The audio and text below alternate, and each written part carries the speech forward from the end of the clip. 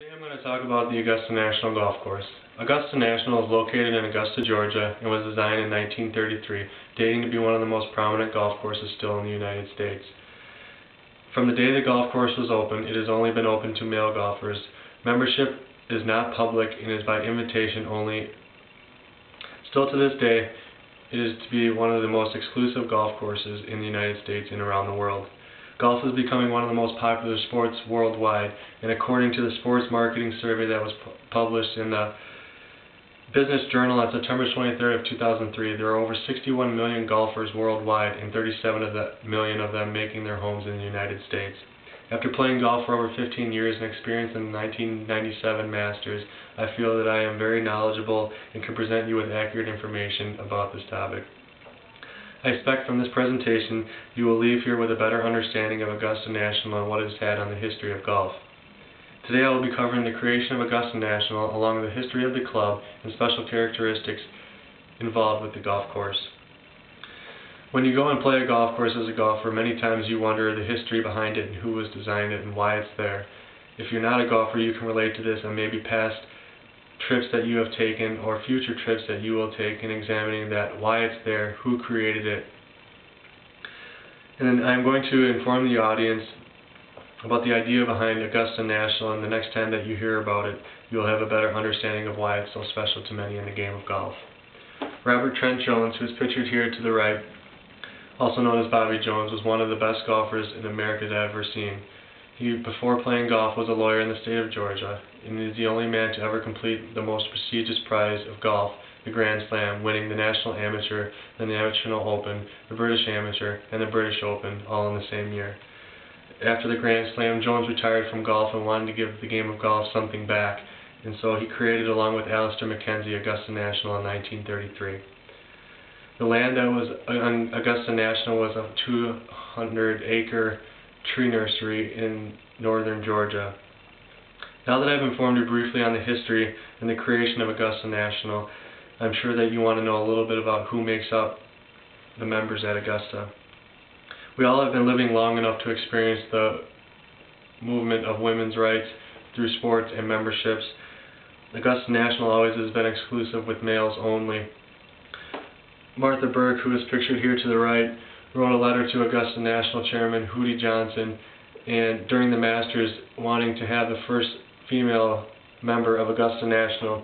And Hootie Johnson replied, "Our membership alone decides our membership, not any outside group." Martha Burke is also the National Council of Women Organization Chairman of over 6 million members of 160 groups. Johnson replied, "The message delivered to us by Burke was clearly offensive. We will not be bullied, threatened, or intimidated by this, and we do not intend to become a trophy in their display case." As stated by the USA Today in a report that I viewed on January 1st, 2008, since the day it was opened, there has only been male members, and there's over 300 members today. Women are not allowed on the premises unless accompanied by a member at current times. Notable members include Bill Gates, chairman of Microsoft; Warren Buffett, who is a member of the Forbes 400 list; Lou Holtz, who is a retired University of South Carolina football coach; and Arnold Palmer, one of our most respected golf icons and past Masters champion. There is no application process. It is all by invitation only from the members. USA Today reported that at the end of each year, the members are sent their dues, which encounters of $250,000 to $500,000 a year. Now that you know a little bit more about the creation, the designers, and the members of Augusta National, you probably want to know what makes this golf course so prestigious. Is it the green jacket or is it the Eisenhower tree? What makes this course different from the 30,000 different courses in the United States? Some natural features that I would like to point out is, first of all, the big oak tree that sits there is one of the oldest oak trees in Augusta and is dated back to be planted in the 1850s. Also is the Eisenhower tree, which is a large pine tree on the 17th hole. Dwight D. Eisenhower, one of our former presidents of the United States, was said to hit this tree so much that he wanted it to be cut down, and now the name stands in his name. Also, Magnolia Lane,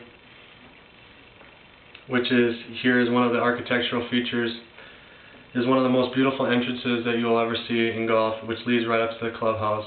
There's over 60 magnolia trees up and down the left and right hand sides. The Eisenhower cabin is one of 10 cabins on the premises, and it was built for Dwight D. Eisenhower and had to meet special guidelines set by the Secret Service. Next are the Hogan Bridge, which was built over famous Rays Creek, which you can see there. Rays Creek was named after the founder of John Ray of this site. The Hogan Bridge was named after Ben Hogan, and it was constructed out of solid stone. Ben Hogan set the course record back in 1958. In the background you can see the Saracen Bridge. Saracen Bridge was also made out of stone as a replica of the first one. It was made there in honor of his double eagle that he made en route to leading to the 1935 Masters Championship. Through this presentation of Augusta National, I hope that you now have a better understanding of the history of Augusta. By learning on how the course was created, the history of this well-known golf course, and the characteristics of Augusta, you should all have great knowledge of this golfer's paradise. So the next time you find yourself watching the Masters in April, think back about all the information that I just presented and relate to the vision that Bobby Jones and Alister McKenzie had for this golf course. It is a very historical place and will continue to be in the future for the game of golf. If you get a chance to go to Augusta National, you will not be disappointed. Thank you very much.